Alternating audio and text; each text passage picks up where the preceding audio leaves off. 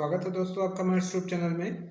आज हम BA third year के इंग्लिश लिटरेचर के थर्ड पेपर में से फर्स्ट पोएट्री को पढ़ेंगे, जिसका नाम है द वाइल्ड कॉलोनियल बॉय, जिसको विलियम सी वेंटवर्थ ने लिखा है। ठीक है, तो आइए अब हम स्टैंजा वाइज समझते हैं। It's of a wild colonial boy, Jack Dolan was his name, of poor but honest parents. He was born in Castlemania. He was his father's only hope, his mother's pride and joy, and so dearly did the parents love.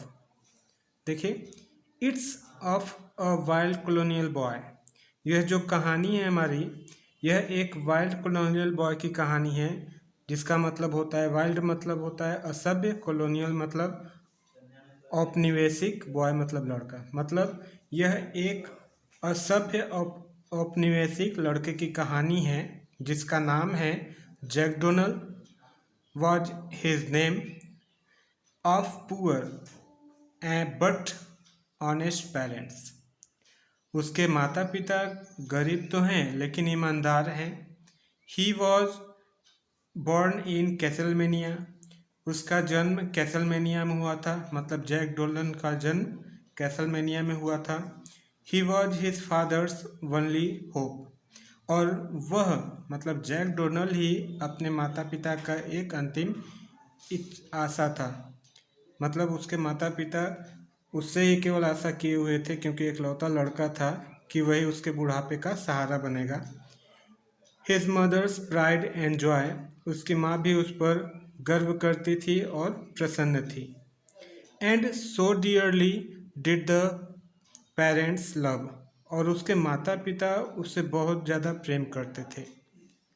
ठीक है, मतलब यह कहानी एक wild colonial boy की है जिसका नाम है जैक डोनल। उसके माता पिता गरीब तो हैं लेकिन ईमानदार हैं, और उसका जन्म कैसलमेनिया में हुआ था, और वही एक अपने माता पिता का आशा था, मतलब उसके पिता का केवल वही एक आशा था। उसकी माँ भी उस पर गर्व करती थी और बहुत खुश थी, इसलिए उसके जो पेरेंट्स थे उसे बहुत ही प्रेम करते थे। ठीक है, उसके बाद आइए हम नेक्स्ट स्टेंजा को देखते हैं। Then come along my hearties, and we shall roam the mountain high. Together we will plunder, together we will die. We shall wander over the valleys, and we shall gallop over plains, and we shall scorn to live in slavery bound down in iron chain. तो देखिए, then come along माई हर्टीज, उसके बाद ये जो हमारा second stanza है, ये 2-3 stanza को छोड़ने के बाद दिया है क्योंकि बीए थर्ड ईयर का जो सिलेबस है उसमें पूरा स्टेंजा हम लोग को नहीं पढ़ना होगा, जो मेन है उसी को पढ़ना है। तो यहाँ पर ये जो वाइल्ड कॉलोनियल बॉय है, इसका मैनर मतलब बर्ताव पूरी तरीके से चेंज हो गया है।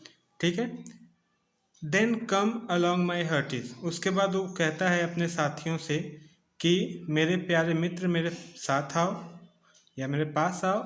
And we shall roam the mountain high, आओ हम पहाड़ियों की ऊंचाइयों पर, रूम ROAM, रूम मतलब होता है भ्रमण करना या घूमना, हम पहाड़ियों की ऊंचाई पर घूमेंगे। टुगेदर वी विल प्लंडर, साथ साथ हम रॉब करेंगे, प्लंडर मतलब रॉब मतलब लूटना, हम लूटेंगे। टुगेदर वी विल डाई, हम साथ साथ मरेंगे। We shall wander over the valleys, और हम घाटियों पर घूमेंगे। And we shall gallop over plains, और समतल भूमि पर हम सरपट, गैलोप मतलब सरपट चाल, तेजी से चलेंगे। And we shall scorn to live in slavery bound down in iron chain, और हम इस स्लेवरी मतलब होता है दास्ता, और हम इस जंजीर से अपने आप को मुक्त करेंगे, मतलब हम ये जो जंजीर में बंधे हुए हैं, स्कॉर्न मतलब होता है नफरत करना, हम इस जंजीर को तोड़ेंगे। कौन सी? Iron chain. ठीक है, तो आइए एक बार और देख लेते हैं। वह अपने साथियों को कहता है कि मेरे प्यारे साथियों, मेरे पास आओ, हम पहाड़ी की ऊंचाइयों पर घूमेंगे और साथ साथ लूटेंगे, साथ मरेंगे, साथ जिएंगे, घाटियों पर घूमेंगे और समतल मैदानों पर सरपट चलेंगे और हम उन सभी बंधनों और बेड़ियों को तोड़ देंगे जो हमें बांधे हुए रखे हैं। ठीक है, तो उसके बाद आइए अब हम थर्ड स्टेंजा को देखते हैं। It was in 1865 he started his wild career with a heart that had no danger, no foeman did he fear. He struck up the Royal Mail, beach coach and robbed Judge Mackavy. With a tremble hand gave up the gold to the wild colonial boy. देखिए, it was in 1865, यह लगभग 1865 की बात है। यह लगभग 1865 की बात है। He started his wild career, जब उसने यह असभ्यता वाले काम को धारण किया था। मतलब यह लगभग 1865 की बात है जब से यह ऐसा कर रहा है। ऐसा कर रहा है का मतलब लोगों को लूट रहा है और मार रहा है। ठीक है, तो एक चीज़ और जान लीजिए कि ये जो वाइल्ड कॉलोनियल बॉय है या फिर जंगली औपनिवेशिक जो लड़का है, यह केवल अमीरों को लूटता है। ठीक है, अमीरों को लूटता है और गरीबों में बांटता है। ठीक है, with a heart that had no danger, और उस लड़के के हृदय में कोई भी किसी से डर नहीं था। No foeman did he fear, वह किसी भी शत्रु से नहीं डरता था। He stuck up the royal mail बीच कोर्स, इसलिए वह एक बार एक रॉयल मेल बीच मतलब व्यापार के कोच पर पत्र व्यवहार आइए हम इस लाइन को फिर से देखते हैं। He struck up the royal mail बीच कोच, उसने एक रॉयल स्ट्रक अप, देखिए स्ट्रक अप मतलब होता है बाधा डालना। ही स्ट्रक अप, उसने बाधा डाला रॉयल मेल बीच, एक डाक वाहक की गाड़ी पर उसने बाधा डाला। एंड रोब्ड जज मैकवे, और उसने जज मैकवे को लूट लिया। ठीक है, with a tremble hand gave up the gold, और कांपते हुए हाथों से जज मैकवे जो थे उन्होंने सोना उसके हाथों में दे दिया। To the wild colonial boy, किसको? उस अनौपचारिक लड़के को, मतलब असभ्य लड़के को। ठीक है, इसको फिर से हम देख लेते हैं। लगभग 1865 की बात है जब यह वाइल्ड कॉलोनियल बॉय मतलब यह अनौपचारिक लड़का इस लूट पेट में शामिल है। ठीक है, इसके हृदय में किसी से भी कोई डर नहीं है, यह अपने किसी भी शत्रु से नहीं डरता है। एक बार उसने एक डाक वाहक या फिर डाक गाड़ी पर हमला बोल दिया और जज मैकवे के वो लूट लिया, और जज मैकवे जो थे वो कांपते हाथों से उसे सोना दे दिए। ठीक है, उसके बाद आइए अब हम फोर्थ स्टेंजा को देखते हैं। ही बेड द जज good morning and he told him to be aware, for he never robbed an honest judge, what acted on the square, yet you would rob a mother of her son and only joy, and breed a race of outlaw like the wild colonial boy. देखिए, he bade the judge good morning, उसके बाद उस wild colonial boy ने जज को मतलब जज को लूटने के बाद उस लड़के ने जज से गुड मॉर्निंग कहा और कहा कि मुझसे सचेत रहना, बी अवेयर मतलब सचेत रहना, for he never robbed an honest judge। मतलब उस जज को लूटते हुए वो लड़का कहा कि ये जानते रहना कि मैं कभी भी किसी ईमानदार जज को नहीं लूटता। What acted on the square, जो जज अच्छा निर्णय लेता है, सही निर्णय लेता है, मैं उसको नहीं लूटता। Yet you would rob a mother of her son, तुमने एक माँ से उसके बेटे को रॉब छीना है। एंड ओनली जॉय, केवल अपने आनंद के लिए। And breed a race of outlaw like, इसलिए ब्रीड मतलब होता है जन्म लेना या पैदा करना। इसलिए तुम्हारे उस कार्य से इस नए मतलब इस ऐसे लड़के का, ऐसे मतलब वाइल्ड कॉलोनियल बॉय, इस ऐसे लड़के का जन्म हुआ है जिसने अमीरे को लूटना स्टार्ट कर दिया है, या जो नियम के बाहर काम करते हैं उनको लूटता है। ठीक है, मतलब मैं जो काम कर रहा हूँ ये तुम जैसे लोगों की ही वजह से कर रहा हूँ। ठीक है, तो आइए एक बार इसको और समझ लेते हैं।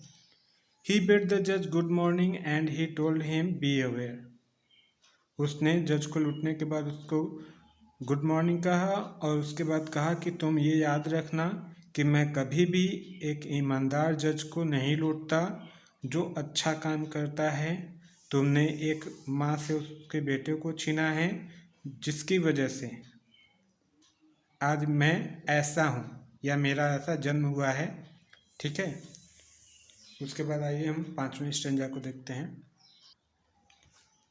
As John rode out one morning and riding slowly on, when listening to the little birds, they sweetly sang their song, he spied 3 mounted troopers, Kelly, Davis, and Fitzroy, all riding up to capture the wild colonial boy। देखिए, as John rode out one morning, एक बार या एक सुबह जब John क्या कर रहा था, एक सुबह जब जॉन अब घुड़सवारी करते हुए, एंड राइडिंग स्लोली ऑन, घुड़सवारी करते हुए धीरे धीरे जा रहा था। When listening to the little bird, और एक छोटी पक्षी के को सुन रहा था। दे स्वीटली सैंग दियर सॉन्ग, जो पक्षी अपने गीत को, या जो पक्षी बहुत मधुरतापूर्वक अपना गीत गा रही थी। ही स्पाइड 3 माउंटेन ट्रॉपर, ही स्पाइड, तभी उसने, स्पाई माना स्पाई का सेकेंड फॉर्म है, तभी उसने देखा। ठीक है, क्या देखा? 3 माउंटेन ट्रॉपर, 3 माउंटेन ट्रॉपर, 3 घुड़सवारी पहाड़ चढ़ रहे थे, जिसमें से एक का नाम कैली था, दूसरे का नाम डेविस था और तीसरे का नाम फिट्जरॉय था। All riding up to capture, वो सभी मतलब वो तीनों जो आ रहे थे वो कैप्चर पकड़ने के लिए आ रहे थे। किसको पकड़ने के लिए आ रहे थे? द वाइल्ड कॉलोनियल बॉय को, इस औपनिवेशिक बॉय को। ठीक है, एक बार इसको और देख लेते हैं। मतलब एक सुबह जॉन घुड़सवारी करते हुए धीरे धीरे आगे बढ़ रहा था और वह एक छोटी पक्षी को सुनता जा रहा था, जो पक्षी क्या कर रही थी? बहुत ही मधुरतापूर्वक अपने गीत गा रही थी। तभी उसने 3 माउंटेन ट्रॉपर, 3 लोगों को देखा जो पहाड़ पर चढ़ रहे थे, जिसमें से पहले का नाम केली था, दूसरे का नाम डेविस और तीसरे का नाम फ्रिजरॉय था। वो तीनों द वाइल्ड कॉलोनियल बॉय को पकड़ने के लिए आ रहे थे। ठीक है, आइए अब हम लास्ट स्ट्रेंजा को देखते हैं। देखिए, surrender now Jack Dolan, you see there's 3-1 surrender in the Queen's name. It's of a victory won. He fired at Trooper Kelly and he brought him to the ground. and returning right to Davis, he received a mortal wound. ठीक है, तो आइए देखें। Surrender now Jack Dolan, वो जो तीनों थे कैली, Davis और फिट्जरॉय, उन तीनों ने कहा कि रुक जाओ, surrender now Jack Dolan. Jack Donal उसी का नाम, द वाइल्ड कोलोनियल बॉय का ही नाम था जैक डोलन। ठीक है, तुम रुक जाओ और हमें सरेंडर कर दो अपने आप को। यू सी देयर्स 3-1, तुम देख रहे हो कि हम 3 हैं, तुम एक ही हो, इसलिए तुम सरेंडर अब कर दो। Surrender in the queen's name, और रानी के नाम पे तुम अपने आप को सरेंडर कर दो। इट्स ऑफ अ विक्ट्री वोन, अब विजय हमारी ही होगी, इसलिए तुम अपने आप को सरेंडर कर दो। ही फायर्ड एट ट्रूपर कैली, तभी जैक डोनल, ही मतलब जैक डोनल ने फायर कर दिया किस पर? ट्रूपर कैली पर। And he brought him to the ground, और कैली जो क्या हुआ, वो जमीन पर गिर गया, क्योंकि तीनों घोड़े से आ रहे थे, इसलिए जब वो जैक डोनल ने फायर कैली पे किया तो जो कैली है वो जमीन पर गिर गया। And returning right to Davis, और जैसे ही जैक डोनल डेविस की तरफ मुड़ा, he received a mortal wound, तभी डेविस ने उस पर शूट कर दिया। ठीक है, जिसकी वजह से उसे भी एक गहरा चोट लगा, या तो हम ये कह सकते हैं कि वह मर गया वहीं पर। मॉर्टल वाउंड मतलब जो घाव कभी न बुझे, मतलब मर गया। ठीक है, तो हमारा पोएम यहाँ पे ख़त्म होता है। Okay bye.